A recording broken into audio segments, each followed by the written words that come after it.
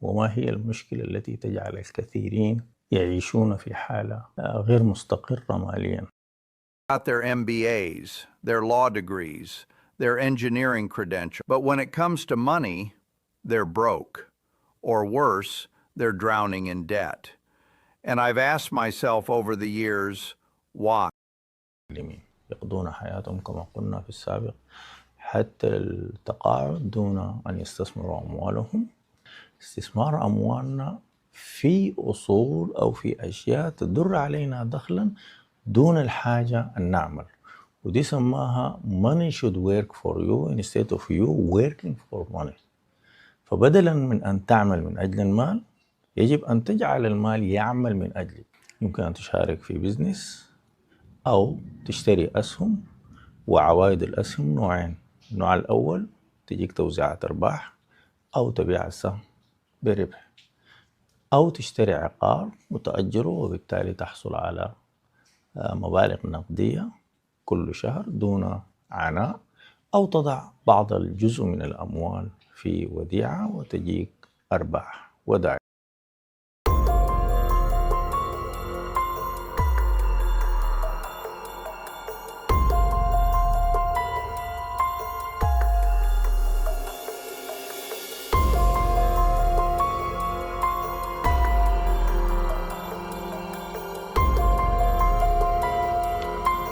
مرحبا، سلسلة جديدة من الفيديوهات أخصصها للاستثمار في الأسهم. وقبل أن نبدأ في الحديث الفني عن الاستثمار وعن الأسهم وكيفية اختيار الأسهم وما هي الأسهم، وقبل الاطلاع إلى الأسواق العالمية وأدائها خلال فترات مختلفة، أود أن أتطرق لموضوع في غاية الأهمية. وكما قال الشاعر: قبل العلم وأخلاقه، أنا بقول قبل الاستثمار يجب أن نتعلم بعض المهارات الفردية وتتعلق بسلوكنا المالي، وما هي المشكلة التي تجعل الكثيرين يعيشون في حالة غير مستقرة ماليا رغم تعليمهم ورغم وظائفهم الكبيرة ورغم رواتبهم العالية. يظلوا يعملوا إلى فوق 70 لأنهم يحتاجون هذه الرواتب، وهو إدمان للراتب. لذلك يجب البدء في التخطيط السليم للمحافظة على ما نجنيه من أموال من رواتبنا على قلتها، ونبني بعض الاستثمارات التي تساعدنا في التقاعد وتساعدنا على مواجهة نوائب الدهر. فقبل أن نبدأ أحب أن أتطرق لبعض النصائح من المستثمر الشهير وارين بافيت. سأعرض حديث وارين بافيت في فيديوهين. نبدأ الآن بالجزء الأول، ثم سأعود في نهاية فيديو وارين بافيت للتعقيب. You know, I've been thinking about something that's bothered me for a long time. I'm sitting here in Omaha, same office I've had for decades, and I keep seeing this pattern. Smart people, really smart people, with fancy degrees, struggling financially. And it doesn't make sense at first. I mean, these are folks who went to good schools. They got their MBAs, their law degrees, their engineering credentials. They can solve complex problems. They can analyze data. They can do things I could never do. But when it comes to money, they're broke. Or worse, they're drowning in debt. And I've asked myself over the years, why? Why does education, which is supposed to be the path to prosperity, sometimes lead people in the opposite direction? See, I love education. I really do. I read 5-6 hours a day. I'm always learning. Charlie Munger, God rest his soul, he was the same way. We believed in knowledge. We believed in constantly improving your mind. But there's a difference between being educated and being financially intelligent. And that's what most people don't understand. You can have a PhD and still make terrible decisions with money. I've seen it happen countless times. So today, I want to talk about the 10 major reasons why educated people stay poor. Not because they're stupid, far from it, but because they were taught the wrong things, or maybe they weren't taught the right things at all. The first reason, and this is a big one, educated people are taught to work for money instead of making money work for them. Let me explain what I mean. When you go through the education system, elementary school, high school, college, what are you being prepared for? You're being prepared to get a job. That's the whole point, right? Study hard, get good grades, get a good job. And there's nothing wrong with having a job, I'm not saying that. But the problem is that's where the education stops. Nobody teaches you what to do with the money you earn from that job. Nobody teaches you about investing, about assets, about making your money multiply while you sleep. So what happens? These educated people get good jobs. They start making $60,000, $80,000, $100,000 a year, and they think, great, I've made it. But they haven't made it. They've just gotten themselves a nice prison cell, because now they're trading time for money, and time is the one thing you can never get back. You see what I mean? If you're working 40, 50, 60 hours a week for your paycheck, you're not building wealth, you're just surviving. Maybe surviving comfortably, but still just surviving. Real wealth, the kind that gives you freedom, comes from owning things that produce income. Businesses, stocks, real estate, assets that work for you even when you're not working. I learned this when I was young. I wasn't the smartest kid in school, not by a long shot. But I understood that if I could own pieces of businesses, if I could invest in companies that made money, then my wealth would grow without me having to work every single hour of every single day. Most educated people never learn this.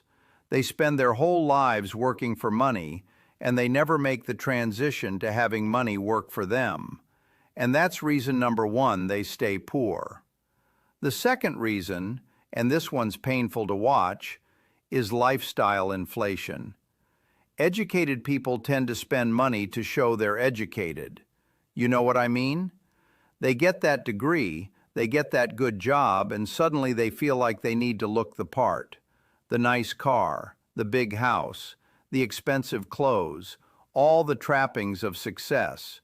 I call it the keeping up with the Joneses problem, except now it's keeping up with your classmates from business school. You see someone from your MBA program driving a BMW, and you think, well, I went to the same school, I should have one too. And before you know it, you're spending every dollar you make. Or worse, you're spending dollars you haven't even made yet. Credit cards, car loans, that big mortgage. You're drowning in debt, but you look successful.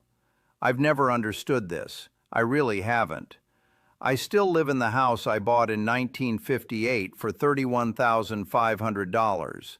I drive a car that's, I don't know, 10 years old? Maybe older. And people think I'm crazy. They say, Warren, you're one of the richest people in the world. Why don't you live like it? But that's exactly why I'm one of the richest people in the world. Because I don't waste money trying to impress people. Every dollar I don't spend on a fancy car or a big house is a dollar I can invest. And that dollar becomes $2, then $4, then $8. See, wealth is what you don't see. It's not the car in the driveway or the watch on your wrist. It's the investments in your portfolio. It's the businesses you own. It's the assets that are quietly growing year after year. But educated people, they get trapped in this lifestyle inflation cycle. They make more, they spend more. They never get ahead. And that's reason number two. The third reason educated people stay poor is they're afraid of failure, too afraid to take smart risks. Here's the thing about education. The system teaches you that failure is bad. You fail a test, you get a bad grade. You fail a class, you might not graduate. Failure is something to avoid at all costs. So by the time people finish their education, They're terrified of making mistakes, and that fear paralyzes them financially. They won't invest in the stock market because they're afraid of losing money. They won't start a business because they're afraid it might fail. They won't take any chances because they've been conditioned to play it safe. But here's what they don't understand. Wealth requires risk. Not reckless risk, mind you, not gambling, but calculated, intelligent risk. I've made mistakes, plenty of them. I bought a textile company, Berkshire Hathaway, that turned out to be a terrible business. I've admitted that many times. It was a mistake. But you know what? I learned from it, and that mistake taught me lessons that made me billions of dollars later. The difference between me and a lot of educated people is that I wasn't afraid to fail. I was afraid of not trying. I was afraid of missing opportunities because I was too scared to take a chance. Charlie used to say something. He'd say, "Show me the incentive and I'll show you the outcome." What he meant was, if your incentive is to never fail, you'll never succeed either, because success requires risk. So that's reason number 3. Educated people are so afraid of failure that they never take the risks necessary to build real wealth. The 4th reason, and this is interesting, استمعنا للنصائح في الفيديو السابق، وأهم نقطتين وردت عايز ألخص إن الجامعات تؤهلنا للحصول على وظيفة، ولكن ينتهي دورها هنا. وكما هو واضح إنه ما عندها دور في ماذا نفعل بالأموال التي نحصل عليها من رواتبنا. فهذه حسب الفيديو مشكلة كبيرة لكل المتعلمين، يقضون حياتهم كما قلنا في السابق حتى التقاعد دون أن يستثمروا أموالهم ودون أن يكون لديهم دخل من مصادر أخرى. طيب النقطة الثانية اللي وردت إنه يجب علينا، أو الأدفايس اللي قدمها إنه يجب علينا استثمار أموالنا في أصول أو في أشياء تدر علينا دخلا دون الحاجة أن نعمل، ودي سماها money should work for you instead of you working for money. فبدلا من أن تعمل من أجل المال يجب أن تجعل المال يعمل من أجلك. وضع 4 أمثلة. أولا، يمكن أن تشارك في بيزنس أو تشتري أسهم، وعوائد الأسهم نوعين. النوع الأول تجيك توزيعات أرباح أو تبيع السهم بربح، أو تشتري عقار وتأجره وبالتالي تحصل على مبالغ نقدية كل شهر دون عناء، أو تضع بعض الجزء من الأموال في وديعة وتجيك أرباح ودائع. إذن هناك مصادر للدخل لا تتطلب منك العمل، شراء عقار، شراء أسهم، أو عمل ودائع. ده كأمثلة. سنتطرق في بقية السلسلة كل هذه التفاصيل، ونتوقف هنا حتى لا نطيل.